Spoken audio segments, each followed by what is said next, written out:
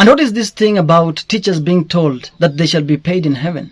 What about teachers who shall go to hell? Because if there is a heaven, then there is a hell. Don't you think that they shall have lost twice? Because they were never compensated here on earth, and now they are heading to hell to be punished.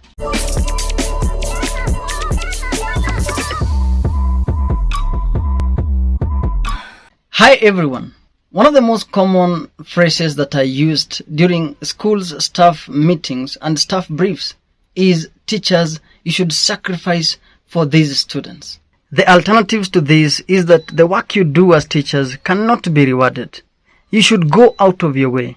Only God can reward you. You shall be rewarded in heaven, among others, depending on the head of the school. Now, let me say this, that as a teacher, or any other profession for that matter, you should never ever sacrifice either your time or money for the school.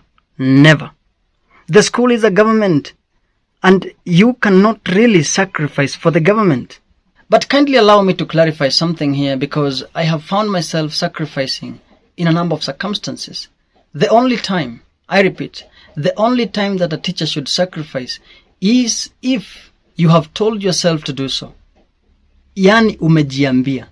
You have decided that you shall go to school earlier than the stipulated time and teach the learners for about 30 or so minutes before the normal school programs begin. You decide that you shall go to school on Saturday or Sunday to cover a particularly challenging concept for the learners.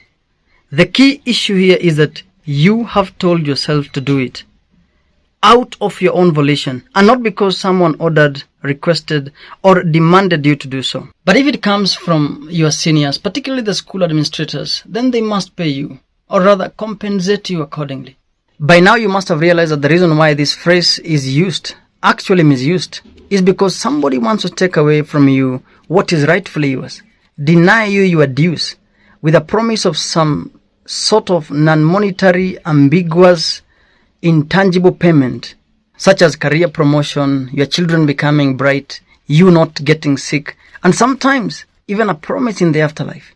Why is it that it is only teachers who cannot be paid in this life, and we should wait for the afterlife to get compensated? And I want to say once again that the teaching profession is a calling.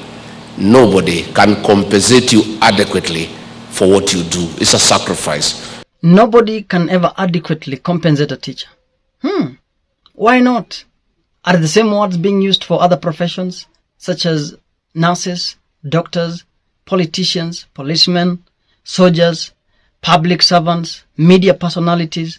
Of course not. And do these people who ask you to sacrifice themselves sacrifice?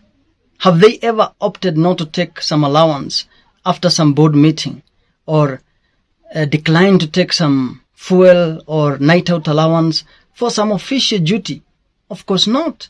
All these words are used to deny you what is rightfully yours. The fact is that there is always some money allocated for that particular responsibility that you are being asked to undertake it free of charge in the name of sacrificing. But because you don't demand for it, someone pockets it on your behalf or sees it as normal not to compensate you because they are used to seeing people working free of charge. But it is not normal for anyone to work overtime without being compensated. I'm saying this because I have seen teachers being demanded to teach sometimes up to midnight in what are called academic cases without any form of compensation for their time.